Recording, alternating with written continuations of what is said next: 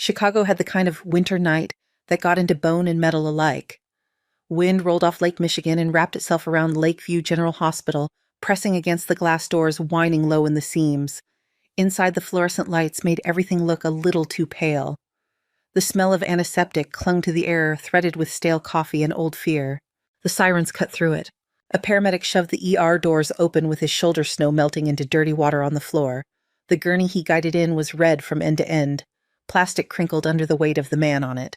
The sheet over his chest was soaked more black than red in the hospital light. Male 30s, the medic shouted. Logan Price, Navy, 20-plus gunshot wounds, lost pulse twice en route. The nurses converged, sneakers squeaking on linoleum gloves snapping tight. Someone dragged the crash cart closer. Someone else tried to clear a path through bodies and noise and metal. Monitors clicked on. Sticky pads were pressed to skin. Numbers blinked to life, then fell flat. No pulse, an intern said, voice a little too high. At the far side of the bay, Riley Morgan was already moving. She did not run. She did not hurry. She walked with the small, precise steps of someone who knew that panic wasted air. Her scrub top was a muted blue darker where older stains had resisted bleach. Her hair was twisted into a low knot at the nape of her neck. A small silver ring hung on a chain under her collar, pressing against her skin each time she breathed. She did not look at the ring. She looked at the man on the table. Up close, Logan looked less like a Navy poster and more like a ruined map. Entry wounds puckered along his rib, shoulder, thigh. Some edges were clean and recent. Others had the shiny, half-healed look of old trouble. His skin was gray under the harsh lights. A faint smell of burned fabric and powder clung to him wrong in a place that usually only smelled of bleach. "Where's Dr. Blake?" someone called. On his way came the answer from the hallway. The monitor at Logan's head showed a flat green line. No rhythm, no heartbeat. Just a soft, endless tone that made the air feel thinner. "Time of death," one of the residents began. "Not yet," Riley said. It came out quiet, but the room caught it. Heads turned. The resident hesitated, pen hovering above the chart. Dr. Jonah Blake pushed through the double doors, then mask hanging around his neck hair, damp with sweat from another trauma bay. He took one look at the flat line, the wounds, the pooling blood. "We are not salvaging this," he said. "He took 20 rounds. Step back, Morgan. Call it." Riley did not move. Her gloved hands rested on the edge of the table. Up close, the thin white lines of old scars traced along her wrists, almost hidden by the latex. Her eyes moved fast over Logan's body, taking in Engel's depth color, entry, exit, pattern. She spoke without looking up. "If you open his chest right now, you will never get it closed. He is hypovolemic and his coags are shot. You cut blind, he bleeds out on the floor." Blake narrowed his eyes. "That a textbook you read or a fortune cookie?" Riley finally looked at him. His pressure crashed too fast on the way in. "That is not just blood loss. It is collapse." "Let me buy you a minute." "We do not have a minute," Blake snapped. The monitor's tone sharpened as if joining the argument. A nurse reached for the defibrillator paddles. "Charging," she said. "Wait," Riley said. Blake started to protest, but Riley had already moved. She stepped closer, setting 2 fingers along the spaces between Logan's ribs, just left of center, not where they teach chest compressions. Her touch was firm, measured, like someone finding a pulse in the dark where none should be. "You planning to rub the bullets out of him?" Blake asked. "Quiet," Riley said. The word should have sounded insubordinate. It came out like a simple request. The chaos of the room faded a notch. Voices dropped. For a few seconds, all anyone could hear was the wind hitting the glass doors out front. The hiss of oxygen, the single unwavering tone of the flatline. Riley's jaw tightened. Her fingers adjusted, pressing a fraction deeper, angling in toward a point only she knew. Her eyes were somewhere else for half a heartbeat. Sand, heat, another body, another table that was not a table. The memory flickered and died. On the monitor, the line trembled. A tiny spike, then another. The tone broke into stuttering beeps. Thin at first, then steadier. "He is back," one of the nurses whispered. Blake stared between the screen and Riley's hand. "What did you do?" Riley did not answer that. Her gaze jumped to the bag of fluids hanging overhead, the rate, the color of the blood trailing down the tubing. "Wide bore both arms," she said. "Push warm fluids, get the blood bank on the line, and hang O negative. Now. Start one of those tranexamic vials you never touch unless you are scared." Her voice was calm, but there was an edge of command that did not belong to a first-year nurse. Blake hesitated only a breath before snapping into motion. "You heard her," he said. "Move." The next minutes blurred into a tight sequence that felt both frantic and coldly exact. Gauze soaked through and was replaced. Clamps found vessels before they disappeared. Scissors flashed. Someone cursed when a glove tore. The air thickened with the metallic smell of blood and the acrid sting of cautery. Riley's hands kept moving. She anticipated angles passing instruments before Blake asked for them. When a small bleeder opened near Logan's side, she had the pressure applied and the field cleared almost before the resident saw it. Logan's blood pressure crept up, then down, then slowly, steadily up again. "Next ambulance in 5, a voice called from the hall. They did not look up. The second gurney slammed into the next bay, then a third.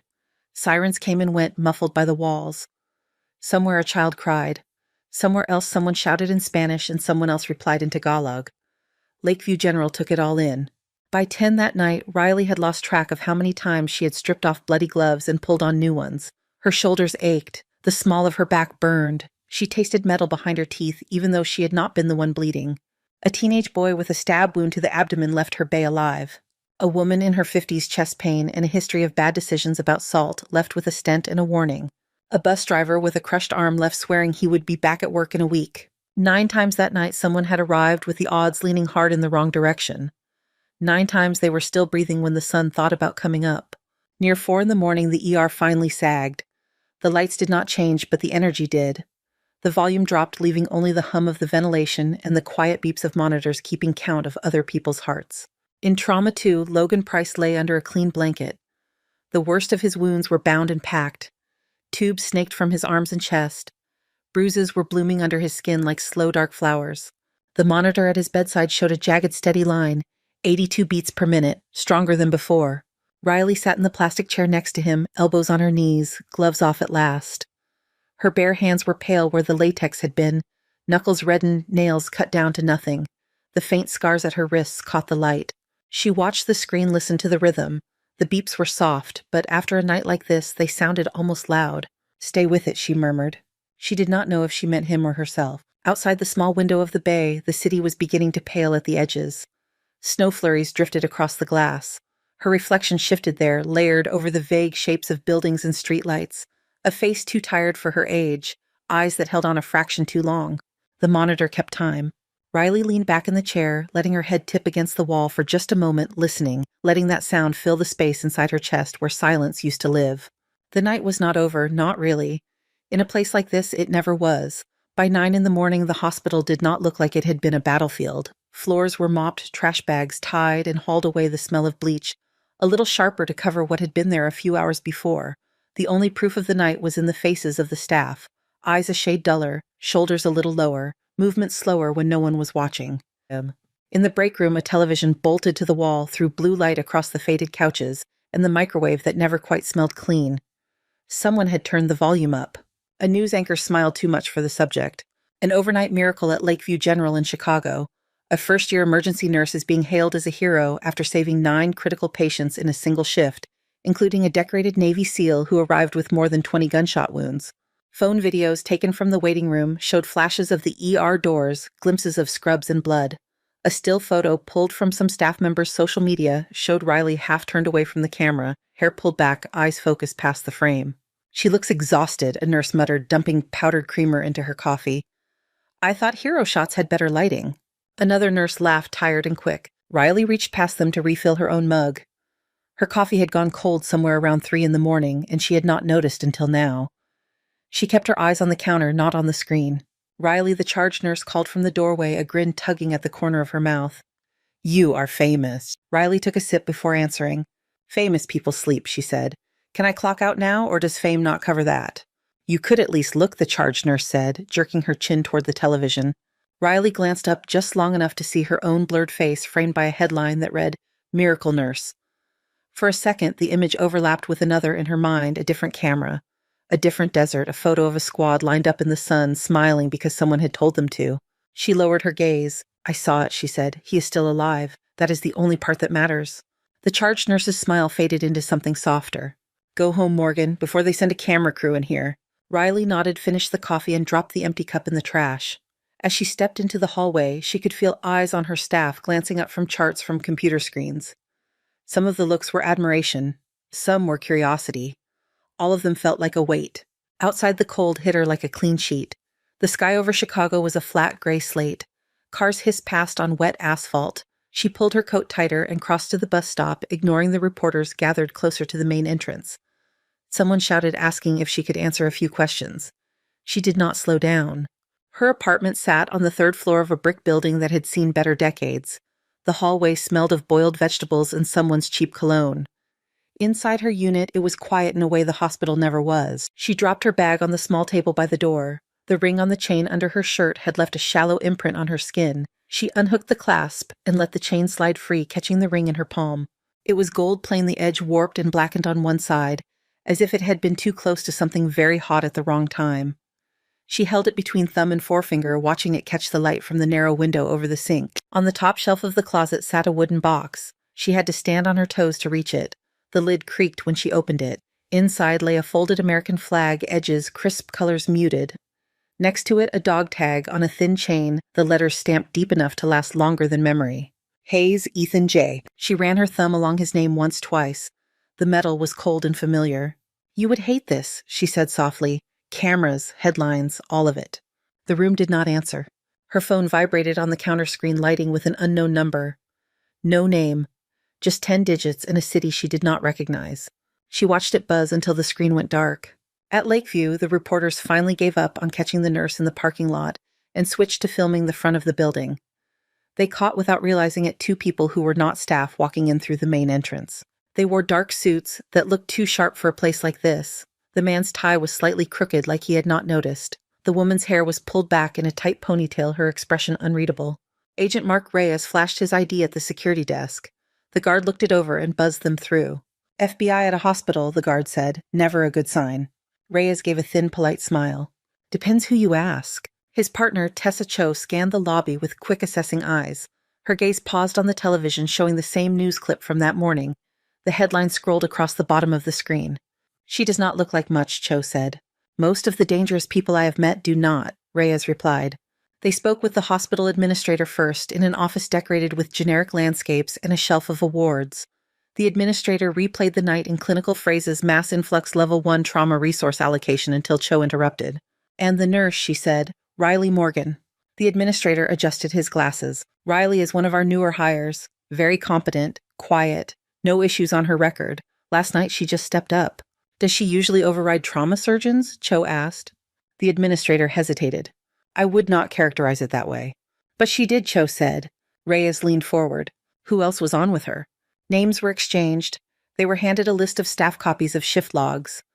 Still, every road came back to the same point. The nurse with a short file and a longer trail of whispers. They found Riley in an empty hallway near the medication room. She had showered and changed back into regular clothes, jeans, and a dark sweater, hair damp and curling a little at the ends. She looked like someone who could have been shopping for groceries or tutoring students or doing any number of things that did not include pulling people back from death. "Ms. Morgan," Reyes said. She turned, eyes flicking to their badges, then to their faces. "You found the wrong nurse," she said. "I am off shift." "That is exactly the nurse we are looking for," Cho said. They stepped into a small conference room at the end of the hall. The table was scarred from years of elbows and coffee cups.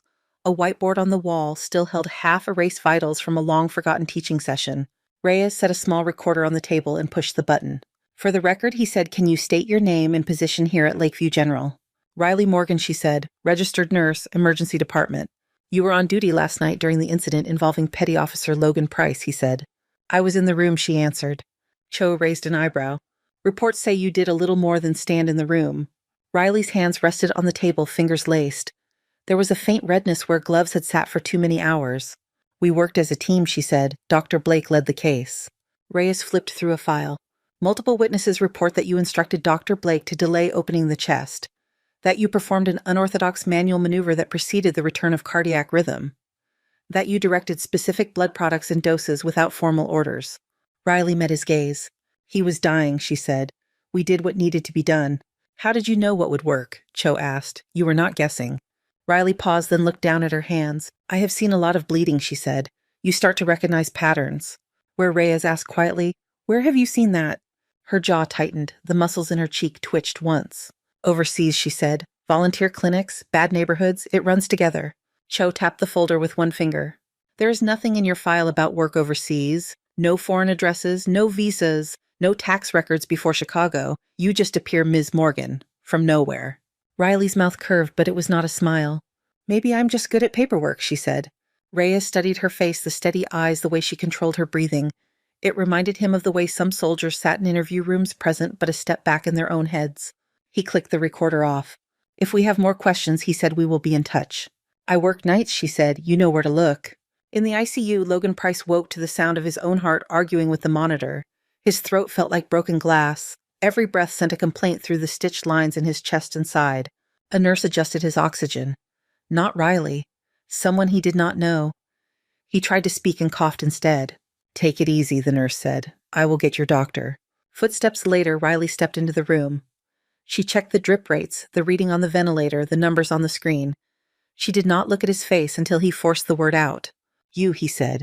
His voice was rough and almost soundless. She moved closer. You should not be talking, she said. Your lungs have opinions about that. He watched her hands as she worked. They moved fast and precise, never fumbling, always in the right place. I know those hands, he whispered. Did not think I would see them again in a place with clean walls. She went still for a fraction of a second. You were not the only person shot in this city, she said.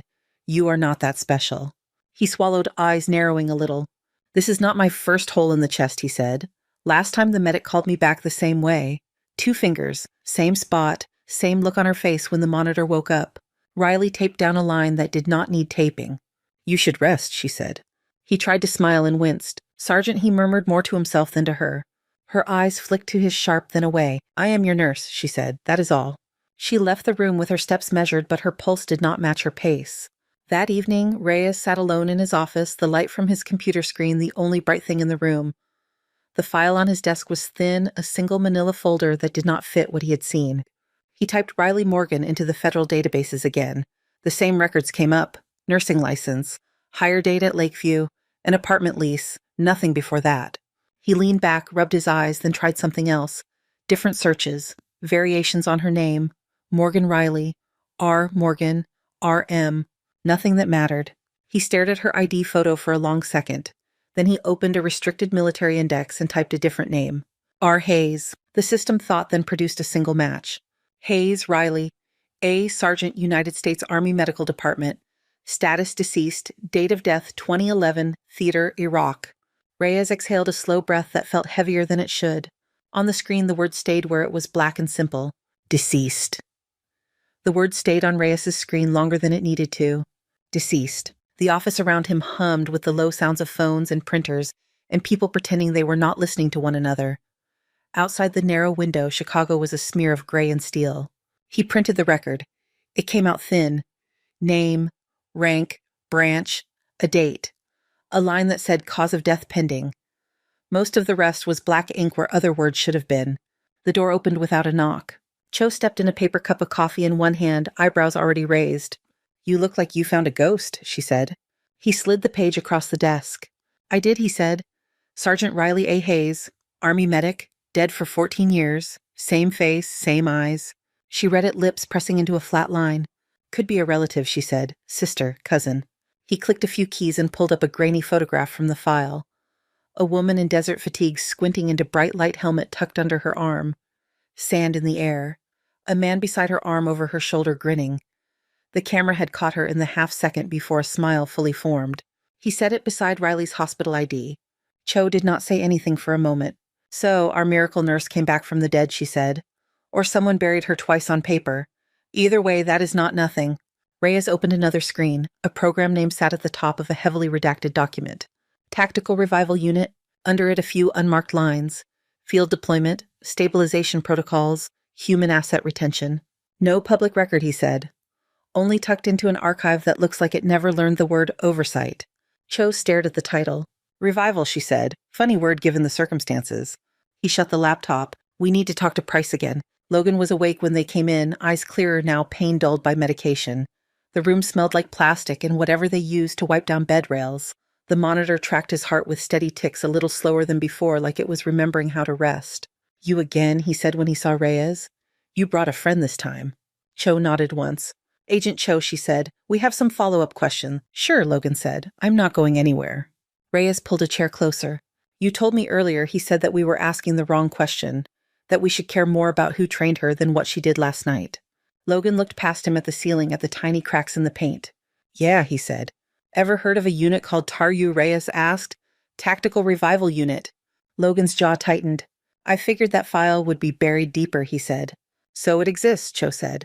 It existed, Logan corrected. On paper, at least. Medics with special rules. Keep people alive when the odds are already done. Long enough to pull coordinates out of them or confirm codes. You know, useful stuff. He spoke around the words like they tasted bad. Reyes watched his face. You worked with them, he said. No, Logan said. They worked near us. We called them in when things went sideways. You would be surprised how many times Command decided one more hour of breathing was worth the price of a chopper ride. Cho crossed her arms. And Riley, she said. Sergeant Hayes, she was one of them. Logan hesitated, then gave a small nod. Desert years back, he said. I caught a piece of metal through the side, thought that was it. She shoved her hand between my ribs and called me a lot of names and told me to quit dying on her. Sound familiar? The memory flickered in his eyes, mixing with fluorescent light. She looked different, he continued. More weight on her, hair hidden. Same hands, though. You do not forget hands like that. Why would someone like that end up here? Reyes asked.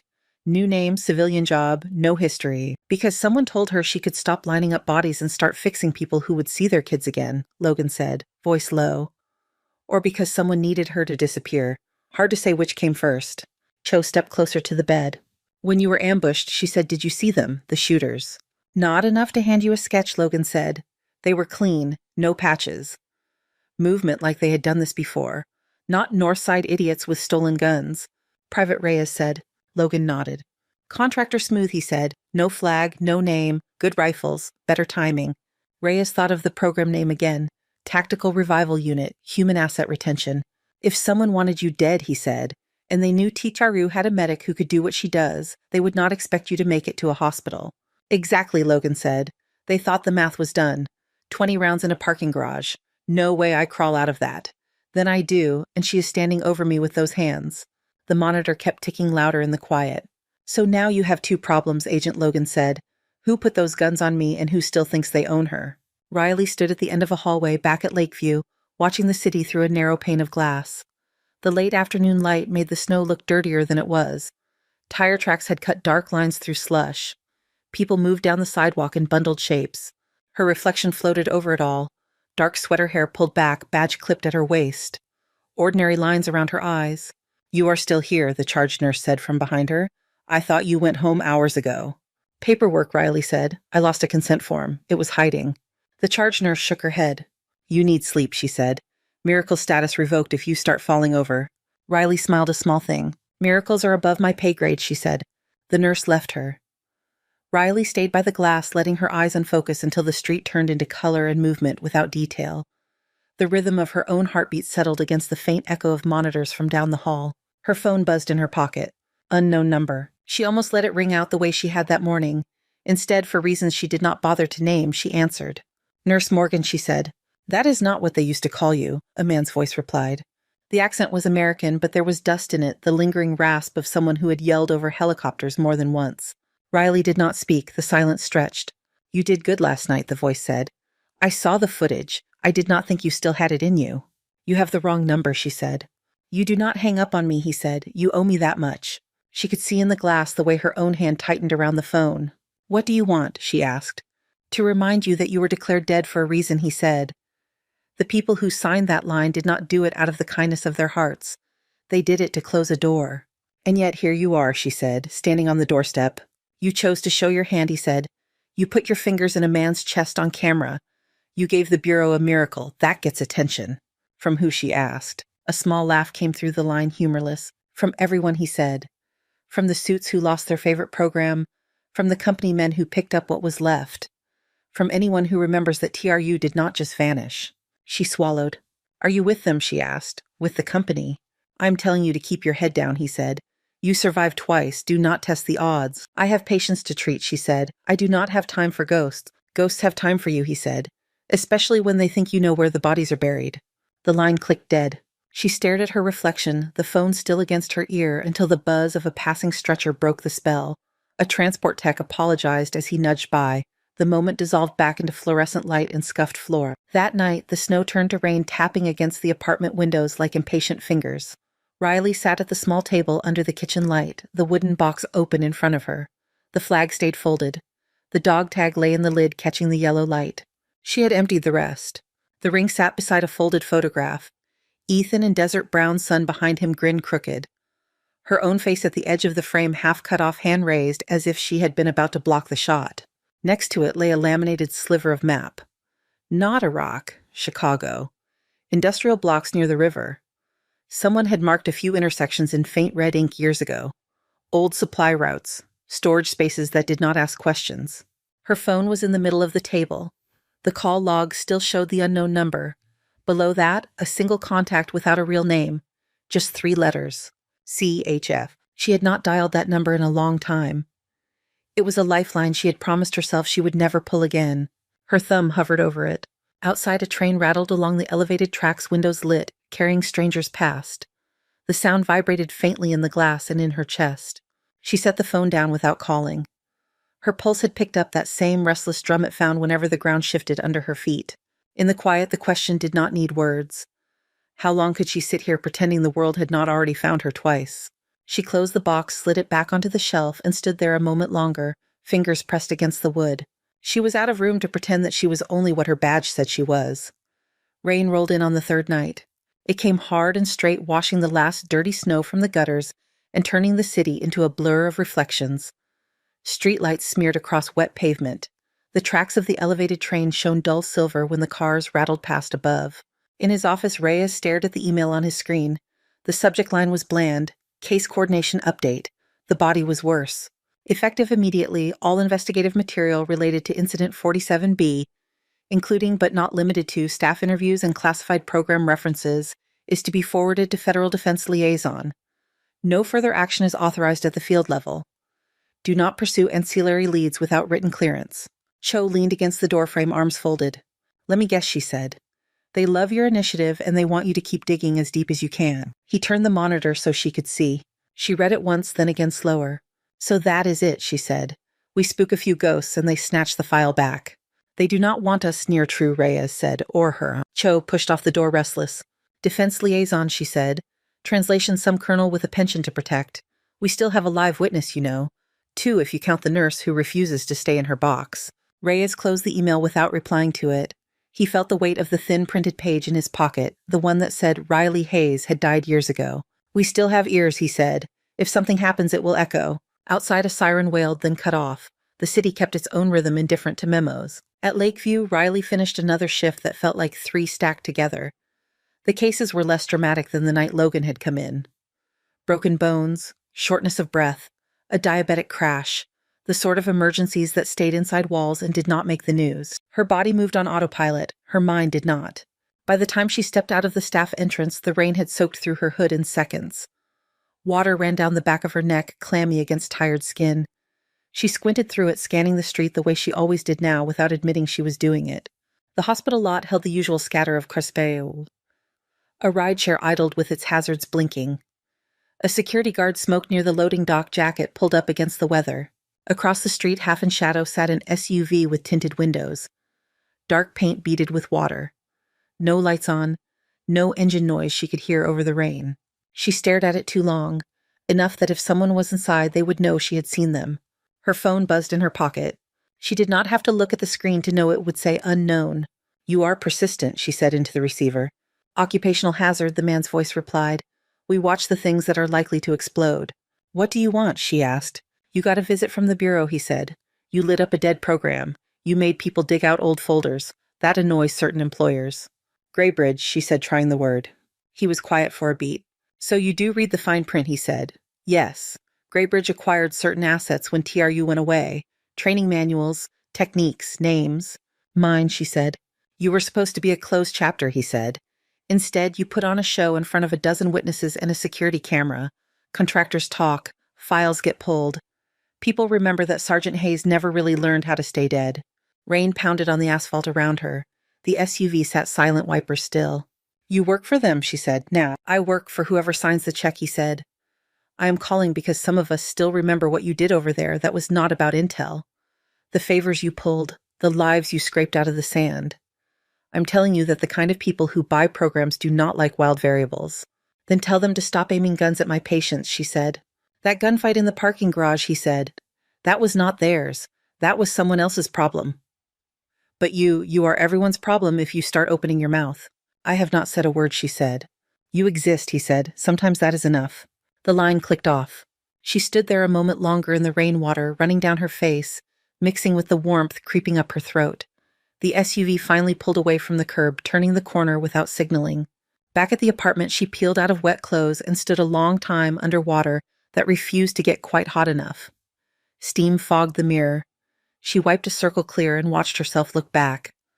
Drops clung to her eyelashes. The skin under her eyes had a permanent smudge of fatigue now. She dressed, then dragged the wooden box from the closet, again setting it on the table. The flag stayed where it was folded into its precise triangle. She set the dog tag beside it, the ring next to that. She reached under the false bottom of the box, this time fingers finding the taped edge by feel. The thin metal drive that came free was the size of her thumb, heavier than it looked. She had taken it on the last day before her name turned into a line in a casualty report. Back then it had felt like insurance. For years in Chicago it had been a weight she pretended she did not feel. She laid it next to the map she had unfolded earlier. The industrial blocks near the river stared back, printed in faded ink. Circles marked a few intersections. Old supply depots, temporary clinics, storage facilities that did not show up on public registries. One of them had a smudge of dirt pressed into the paper, the outline of a fingerprint that might have been hers or Ethan's. The ink had run a little there, like rain had touched it once. She touched that spot, then picked up the drive and closed her hand around it. The train rushed by outside close enough that the walls vibrated for a second. Metal on metal. A low, familiar rumble. She put on her coat, slipped the drive into her pocket, and killed the lights. The building near the river used to be some kind of distribution hub. That was what the sign had said once. The letters were gone now, only rust stains left behind. The loading bays were chained, the windows broken or boarded. Weeds pushed up through cracks in the asphalt. Inside, the air was colder than it was outside. Concrete held on to chill. Her footsteps echoed as she walked through the main floor flashlight beam, catching on dust and old pallets. Water dripped somewhere in the distance. At the back, where the main warehouse space narrowed into a smaller annex, she found the room she remembered. The heavy door stuck, then gave groaning like it had opinions about being opened again. There were still metal shelves bolted to the walls, most of them empty. A few cardboard boxes slumped in one corner, warped from damp. She stood for a while in the doorway listening. Nothing but water-distant traffic and her own breath. She moved through the space, checking exits. One main door, a smaller one leading out to an alley. High windows held together by old wire mesh. No cameras she could see. The room had terrible lighting, bad line of sight, and only 2 ways out. For what she had in mind, that counted as good. She pulled a battered first aid kit from her bag and set it on one of the shelves. Inside were not just bandages and antiseptic. Small glass vials, coiled lengths of tape, a roll of cord. Her hands worked fast, setting simple obstacles. A crate angled here to trip a careless stride. A length of cord tied low between 2 shelves. A loose board near the back, wedged to groan loudly if stepped on. It was not much, it was something. Footsteps approached from the main hall. Light shoes, not heavy boots. The rhythm was wrong for someone hunting. Riley turned ready to move when a familiar voice floated in. "Place has good acoustics," Logan said. "You planning choir practice?" He appeared in the doorway, pale under the overhead fluorescence, a hospital jacket thrown over his clothes. His right arm was still in a sling. He looked like he had no business outside of a bed. "What are you doing here?" she asked. "I discharged myself," he said. "The forms did not agree, but I am persuasive." "You should be on a monitor," she said. "I am tired of machines telling me I am alive," he said. "Figured I would check for myself." He looked around, taking in the empty shelves, the traps, the careful positioning. "You expecting company?" he asked. "Graybridge has been watching the hospital," she said. "The Bureau has orders to stand down. This place is off all their maps. That makes it valuable real estate." "For an ambush," he said. "For a conversation," she said. "If they come for me, I would rather it be here than near a pediatric wing." He studied her face. "You could still disappear," he said. "Change cities again, change names." She took the drive from her pocket and held it up between 2 fingers. "This is a reason," she said. "Every deployment, every contract, the money trails that kept a TRU alive after the paperwork said it was over. If I walk away now, they keep buying people like you and selling people like me." He whistled low. "You always hoard souvenirs like that?" he asked. "I thought I was keeping it for Ethan," she said. "For some day when I could afford to be angry on paper. Turns out I was stalling." She pressed the drive into his good hand. "I need you to get that to Agent Reyes," she said. "He is the kind who reads instead of shredding." "You are assuming I trust the Bureau," he said. "You trust me," she said. He gave a short nod. "That is the problem," he said. "It makes me agree to stupid plan." The sound of an engine grew outside, low and steady. Not a car idling. Bigger. Riley's spine tightened. Back door, she said. Out into the alley, then 3 blocks east. Do not come back here. His jaw set. I am not leaving you, he said. You are leaving with the only thing in this building that matters, she said. You cannot run a program if everyone knows where the money slept. Headlights swept through the high windows, throwing their shadows huge on the walls. Doors opened, then closed with muffled thumps. Bootsteps this time, heavy, more than one pair. Graybridge Logan said. You wanted to know what they look like up close, she said. Now you do. Go. He hesitated. She moved closer, set her palm carefully against the uninjured side of his chest, right over his heart. Your job is to walk out of buildings when someone gives you that chance, she said. Mine is to keep the roof from landing on you. He searched her face for a sign of doubt. There was none. He slipped the drive into his pocket and headed for the back door, stepping over the wire she had strung without needing a warning. When he pushed the door open, the night air came in wet and cold. He vanished into it, footsteps swallowed by rain. The main entrance shook as someone hit it from the outside. Riley turned toward the sound shoulders, loosening hands, flexing once. The thin scars along her wrists felt like old lines on a map, guiding her back to a place she thought she had left behind. The first kick took the lock, the second blew the door inward. 4 men came through, moving with the kind of coordinated spread that never showed up in civilian security training. Dark jackets, short hair, eyes scanning, not wandering. Riley Hayes, the one in front, called. His voice did not lift even in the echoing room. Company would like a word. Her hands settled at her sides. The rain outside drummed on the roof, steady as a heart that had chosen its pace. For a second, no one moved. The 4 men stood inside the jagged frame of the door, shoulders loose weight balanced. Rain hissed on the concrete outside a constant curtain behind them. Riley took a slow breath. Graybridge, she said. The one in front tipped his head slightly as if acknowledging a compliment. Contract division, he said. You had a chance to stay a memory sergeant. You chose headlines. Headlines come and go, she said. Paper burns, people stay. Not our kind of people, he said. His hand dipped toward his jacket. She was already moving. The crate she had angled earlier took his shin cleanly. He stumbled, steadied, but the brief hitch opened a gap in the line. She slipped sideways into it, palm slamming into the wrist of the second man as his weapon cleared his coat. The gun skittered across the floor, clattering against the far wall. They were good. Fast. Better than most she had seen in cities. Their reactions were tight, their recovery quick. But they were trained for clean entries, straight lines, rooms that made sense on paper. This room had been tilted by someone who knew what panic did to feet. The third contractor lunged toward her flank and hit the cord strung low between shelves. His forward momentum turned into a sudden drop. His shoulder slammed into metal, rattling the whole unit. Vials in the first aid kit danced. Riley caught the edge of a shelf, swung her weight, and drove her heel into the chest of the first man as he regained his footing. Air left him in a grunt. He crashed back into the fourth, sending them both against the wall. Gunfire would have echoed for blocks. None of them wanted that kind of attention. The fight stayed close, brutal, in the way of people who knew exactly how much force bones could take. A fist caught her ribs. Pain flared through her side, hot and bright. She rode it, used the angle to twist out of a grab and slam her elbow into the side of a throat. The man dropped, coughing and gagging, eyes wide. The leader recovered first. He came in low forearm, aiming for her knee, trying to take her down by simple arithmetic. She sidestepped, but not enough. His weight clipped her, sending her crashing into the shelf. Metal sang. A box fell split open. Gauze and instruments spilled like a small sterile flood. He grabbed for her shoulder. Her hand closed on the nearest thing that was not rust. A syringe. She did not pause to read the tiny print on the label. She slammed it into his thigh through the fabric thumb on the plunger. Whatever was left inside flooded his system, not enough to kill, enough to scramble. His eyes went glassy, his grip loosened. She pushed off him and stumbled back, chest-heaving lungs pulling metal-tasting air. The room spun for a moment, then steadied. 2 of the men were on the floor. One groaned, trying to roll over. The one who had hit the cord lay still, head at an angle that did not belong to the living. The leader was on his knees, hand gripping the shelf to keep from falling. Corporate does not pay you enough, she said. He laughed once hoarse. You think this is about money, he said. You walked away with an entire program's worth of ghosts. There are people who would empty their accounts to keep that buried. Then they will have to dig, she said. His eyes slid out of focus. He toppled sideways, hit the concrete, and did not get up. For a long second, the only sound was rain and her own breathing. Then faintly from outside came another sound. Sirens. Not the wild wail of an ambulance running hot. A steadier rise and fall. Law enforcement. She looked at the bodies on the floor, at the mess she had made, at the traps that had bought her minutes but not safety. There was no time to clean. There was barely time to think. She crossed the room, grabbed her bag, and took the back door into the alley. Rain slapped her face, plastered her hair to her neck. She moved without looking back. By the time Reyes and Cho reached the warehouse district, the rain had softened to a steady drizzle. Patrol cars painted the wet pavement red and blue. Uniformed officers stood in small knots, radios crackling.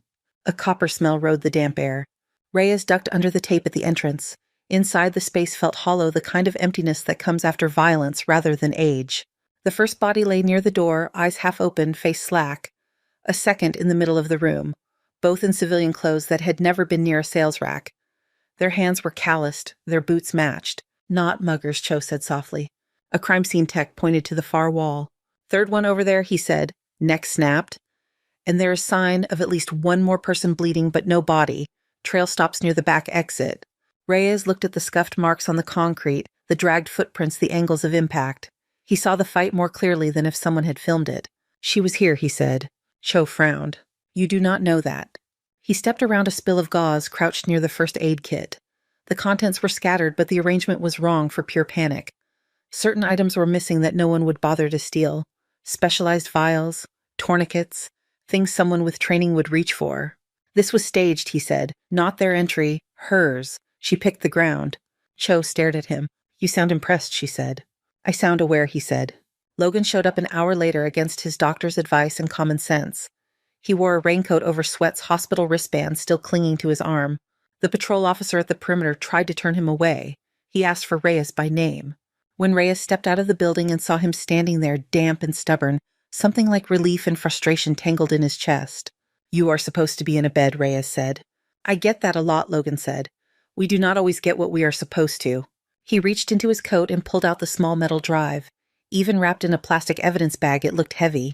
She said you would know what to do with it, he said. Reyes took the bag carefully.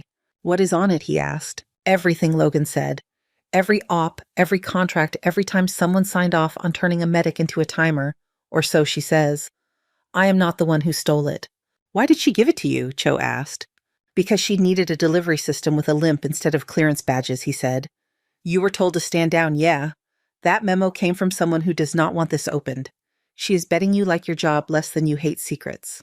Cho glanced at Reyes. He is very confident, she said. He almost died in a parking garage, Reyes replied. Confidence comes with the territory. Back at the bureau, the drive produced more than he had expected and less than he wanted. File trees unspooled across his screen. Names, dates, contract codes. Shipping manifests for medical aid that made no sense for the places they were supposedly headed. Internal memos that used words like utilization and attrition when they meant people. The program name appeared again and again. Tactical Revival Unit. In some documents it was written out, in others reduced to 3 letters, TRU. There were reference numbers tying TRU to private subsidiaries. One in particular came up more than the others. Graybridge Holdings, Security Consulting, Logistics, Risk Management. Cho read over his shoulder. You could feed this to an oversight committee and still watch them choke on it, she said.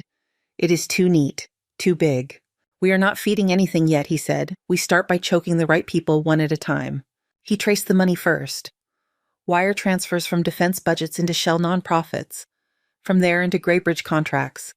From Graybridge into a string of smaller accounts that paid for things like specialized field training and advanced stabilization research. After 2 days, he had a wall whiteboard crowded with names and arrows. A knot sat in the middle where all the lines converged. Cho tapped one connection with the back of a marker. This address here, she said. Warehouse on the south side, listed as Disaster Relief Depot. Signed off last quarter. Big shipment 2 weeks ago. No outgoing record.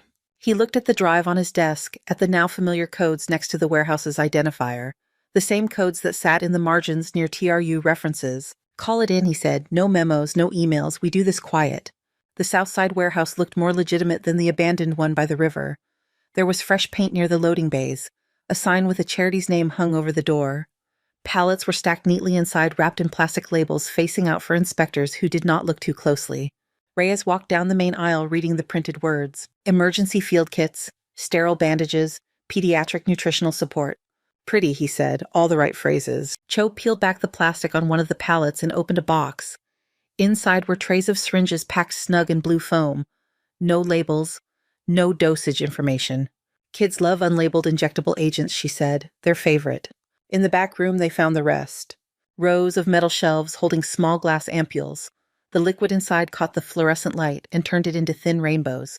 There were portable monitors stacked too high, their startup screens still flashing old military firmware tags.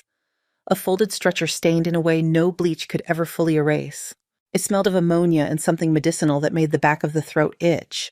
Reyes ran a finger along the edge of a monitor, then stepped back as a voice cut from the shadows. "Careful," it said. "Those have a habit of rewriting whoever leans on them too long." He turned, hand moving toward his sidearm, and saw her. Riley stood between two shelves, hands empty and held slightly away from her body. She wore dark jacket jeans, hair braided back. There was a small cut on her cheekbone, the kind that came from meeting a hard surface at speed and winning narrowly. "You have a talent for showing up in my crime scenes," Reyes said. "You have a talent for following the same threads I do," she said. Cho stepped to one side, not lowering her stance. "You are not supposed to be here," Cho said. Riley's gaze moved over the shelves, the boxes, the carefully arranged lies.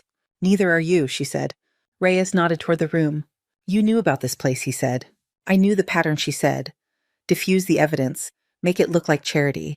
If you label something as help often enough, people stop asking who it is supposed to help." "How long have you known Tiaru stayed alive through these?" he asked. "Long enough to recognize the packing tape," she said. He studied her face. "Why come to us?" he asked. "You could have vanished again. New city, new badge." She looked at her hands, at the faint scars there. "I tried that," she said. "It did not take." Footsteps and voices approached from the main floor. Other agents, the evidence team moving in. For a brief moment, it was just the three of them in the back room, the memory of different battles crowding the air. "Riley Hayes," Reyes said quietly. "That is your name, not Morgan." Her jaw flexed. "It was," she said. Then it became a problem. "Sergeant? You are a material witness in an investigation with more moving parts than I like to count," he said. "You can keep pretending you are just a nurse, or you can help us put this where it belongs." Her eyes met his steady. "You already know enough to be dangerous," she said. "The question is whether you know enough to survive it." Cho capped her pen, the click loud in the small room. "If you want this to mean anything," she said, nodding at the shelves, "someone has to talk where people are legally required to listen." Riley exhaled a long breath that seemed to carry out years. "Then we talk," she said, "on the record." Later, in a conference room with cameras in the corners and a stenographer at the end of the table, she sat across from Reyes and a panel of faces that had been trained into neutrality. Her hair was pulled back, the silver ring hung on its chain hidden under a plain blouse. Her hands rested on the table, fingers interlaced scars, pale lines against the wood. "For the record," Reyes said, "state your full name." "Riley Ann Hayes," she said. "Former Sergeant, United States Army Medical Department. Current registered nurse, Lakeview General Hospital." "And your involvement with Tactical Revival Unit?" a man from the panel asked. "I was assigned to True as a field medic," she said. "We were deployed where command decided the normal rules were not fast enough." She spoke without flourish. Dates, places, the stated mission, the real one. How TRU teams would be dropped into situations where someone important was dying too quickly. How the job was to keep them alive just long enough for intelligence officers to finish what they called their work. Sometimes that meant we saved people who would have died. Otherwise, she said, sometimes it meant we made someone live through an hour they should not have had to see.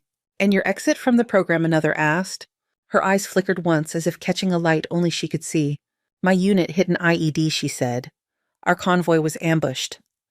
My husband pulled me out of the blast radius and took the second hit meant for both of us. Command decided my death would be more convenient than my testimony. I signed what they put in front of me and stayed dead." Silence settled over the table. Even the stenographer looked up for a moment. Reyes watched her, feeling the shape of the words more than hearing them. "Why break cover now?" he asked. She thought for a moment. "A man came into my ER with 20 bullet wounds," she said. "No one in that room knew what to do with him. I did.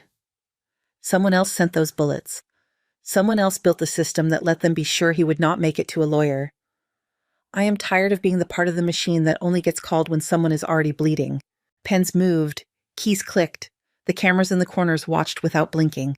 When she finished speaking, the air in the room felt denser, as if it had to redistribute itself around new information. No verdict came, no gavel, just a quiet understanding that nothing would go back to the way it had been written in the memos.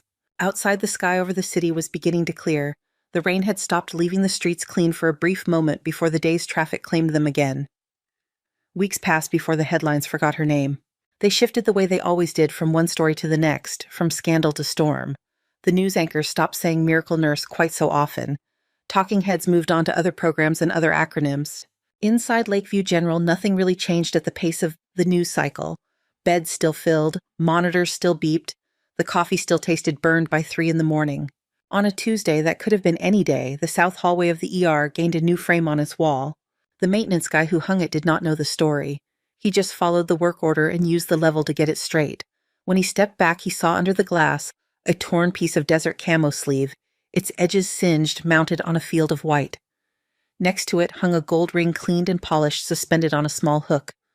Under both, printed in simple black type, was a line, "For those who choose life before paperwork. Lakeview Emergency Department." He shrugged like the way it looked and walked away. People started pausing there without realizing why. Nurses on their way in for shift change slowed just enough to let their eyes track the words. Family members waiting for news wandered toward it and stood for a moment, reading hands deep in their pockets. A janitor pushing a mop lingered, lips moving as he read the line twice. The frame did not explain itself. It did not mention a name. Riley saw it for the first time at the end of a long day in which nothing spectacular had happened. Her hair was pulled up. Her scrubs carried the harmless stains of saline and coffee, not blood. She stopped walking a few steps before she reached it. Her hand touched the wall lightly for balance, fingers brushing against cool paint. The sleeve was Ethan's. She knew it by the pattern of wear at the cuff. The ring, which had spent years hanging under her shirt, looked different under glass. Lighter, as if the metal had been relieved of a weight she had asked it to carry alone. Her throat tightened. She swallowed it down. "Blake put that together," the charge nurse said from behind her. "He is sentimental when no one is looking." Riley did not turn. "He got the rank wrong," she said quietly. "He said if you wanted corrections you could file a complaint in triplicate," the nurse replied. "You know how much he loves forms." A small sound that was almost a laugh escaped Riley before she could stop it. "When did it go up?" she asked. "This morning," the nurse said. "Board approved it after your little field trip downtown. Some folks figured this place could use something on the wall that was not an inspection certificate." They stood together in silence for a few heartbeats. "You do not have to stay, you know," the nurse said. "After everything. People would understand if you wanted a quieter job, urgent care, pediatrics. Somewhere without federal agents at the door every other week." Riley watched the light from the overhead fixtures catch on the ring. "I know," she said. The nurse nodded and left her there alone with the glass and the part of her life she had stopped trying to pretend did not exist. Later in the hospital cafeteria, Logan sat with his back to the window, a tray in front of him that held more untouched food than eaten. His arm was out of the sling now, scars tracing faint paths across skin that had been replanted and persuaded to stay. He looked up when Riley walked in.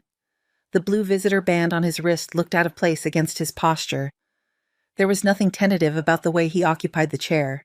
"You look less like roadkill," she said, sliding into the seat across from him. "I aim to impress," he said. "Doctor says I might actually do push-ups again. Eventually." He sounded personally offended. "That is what happens when you prove people wrong," she said. He poked at a piece of hospital chicken with his fork. "Heard they let you keep your badge," he said. "Big talk in the hallways. Something about committees realizing you are more useful inside the building than on a witness stand in another state." She shrugged. "They offered options," she said. "Protection in a place with a new name. Teaching position in a hospital that does not know how to spell trauma. Or what I already have. Paperwork to make it official this time." "And you chose the one with fluorescent lights and no windows," he said. "It has windows," she said. "They are just small." He studied her for a moment. "You could have chosen to vanish," he said. "You have practice." She took a sip of coffee, considered the taste, and decided not to complain, not today. "I am tired of being a rumor," she said. "If I'm going to stay alive, I would rather people see me doing something with that fact." He nodded slowly. "You know they did not kill Tiaru completely," he said. "They cut lines, closed doors. Some of it will crawl back under a different name. It always does." "I know," she said. "But some doors are locked now that used to be wide open. Some contracts are on someone's desk with red pen across them. That is more friction than they had. So you keep people breathing here," he said, "and hope the suits remember that someone is watching." "Something like that," she said. He set his fork down. "Thank you," he said. "We already had this conversation," she replied. "You are alive. That is the thank you. This is for something else," he said. "For not letting them define what you are good at. Makes it easier for the rest of us to try." She looked at him. Really looked, taking in the lines at the corners of his eyes, the way his shoulders no longer braced for imaginary impacts. He was not whole. No one came back from 20 bullet wounds whole, but he was here solid in a cafeteria that smelled like reheated soup. "Eat your food, Price," she said. "You get lightheaded and pass out in my ER again. I am going to be disappointed." "Yes, Sergeant," he said. Her lips twitched. "Wrong job," she said. "Old habits," he replied. Outside the hospital, traffic flowed as usual. A bus pulled up, took on more lives, and moved again. The elevated train rumbled in the distance. The city kept pushing forward. In an office downtown, Reyes stood at his own window watching a sliver of that city. Files sat in orderly stacks on his desk. Some stamped closed, others marked for further review. Somewhere in the building, lawyers were writing language that would mean less on paper than it sounded in meetings. Cho dropped a fresh report on his desk. Graybridge lost 3 contracts, she said. Defense is pretending it was about performance. Nobody believes them, but no one is saying otherwise. And true, he asked. Shut down, she said. On record. Off record, nobody will answer my calls, which means they are at least aware someone is listening. That is more than we had. He picked up the report, then set it down again. We still have work, he said. We always will, she replied. Her gaze tracked to a photograph clipped to the edge of his corkboard. It was not official. Someone had printed it off a news site and tacked it there as a joke. It showed the entrance to Lakeview's ER doors at dawn, the glass smeared from a recent rain sirens reflecting in the surface. If you looked closely, you could see a figure in scrubs just inside, blurred by motion, turning toward incoming stretchers. Cho tapped the corner of the photo. You going to tell her about the oversight committee, she asked. They want her testimony again when this goes to a more permanent panel. She already gave us more than we deserved, he said. She knows how to find me if she wants to stand in another room with men in suits. And if she does not, Cho said. Then she does not, he said. She has paid enough. At Lakeview, the evening shift rolled in like a tide. Nurses changed places with minimal words, passing on patients with quick reports and shorthand that only made sense if you lived inside it. Riley sat in the small office off the ER, a stack of forms in front of her. The HR representative across from her wore a cardigan and the expression of someone who had been surprised into liking a person she had only known from files. Sign here, the rep said. Reinstatement in full, backdated to the day you were officially put on leave, which is technically different from the day you kept 9 people from dying, but I do not write the labels. Riley read the form, though she already knew what it said. Her name was spelled correctly. The position matched the badge on her scrub top. No aliases, no gaps. She signed. The pen felt heavier than it was. Welcome back, Ms. Morgan, the rep said, then corrected herself. Ms. Hayes. Or whichever you prefer, we can change the file. Riley thought of the sleeve on the wall, the ring the years she had spent splitting herself in half. Keep both, she said. The system can handle it. The rep smiled. The system can handle a lot when it has to, she said. The intercom crackled to life overhead, cutting through the quiet. Code trauma, adult, ETA 5 minutes. The rep glanced toward the door. I will get out of your way, she said. Riley stepped back into the main ER. The lights felt brighter. The air had that charged feel it always got before something came in from the dark. She walked past the framed sleeve. Her fingers brushed the edge of the glass and passing a quick, unconscious touch like a habit she had just decided to keep. At the nurse's station, the charge nurse was already handing out rolls. Bay 3, she said. Morgan, you are point. Blake is on his way down. Radiology is on standby. Let us make this look like we do it every day. We do, someone said. Riley pulled on a fresh pair of gloves. The snap around her wrists was both familiar and new. Her heart rate picked up in a way that had nothing to do with fear. The feeling was closer to alignment. The sense that for once, all the different versions of herself she had tried to live with were standing in the same place. Through the automatic doors, she could see the blur of red and blue lights swinging closer. The faint rumble of an engine reached her, carried along the polished floor. She took her place at the head of Bay 3, beside the empty bed, watching the doors. Somewhere in the part of her mind that still talked to the dead, she thought of Ethan, of sand and heat and the sound mortars made when they tore the sky. Her fingertips touched the ring under her scrub top just once. We are good, she said under her breath. I am home. The gurney burst through the doors. Voices rose. The monitors waited. Riley stepped forward into the flood of movement, her hands already reaching, ready to keep another heart from stopping. Thank you so much for listening to today's story. If this story resonated with you or made you reflect, I'd love to hear your thoughts, so feel free to share them in the comments below. And don't forget to like, subscribe, and hit the notification bell so you won't miss the next story. I'll see you next time as we continue exploring more journeys and lessons together.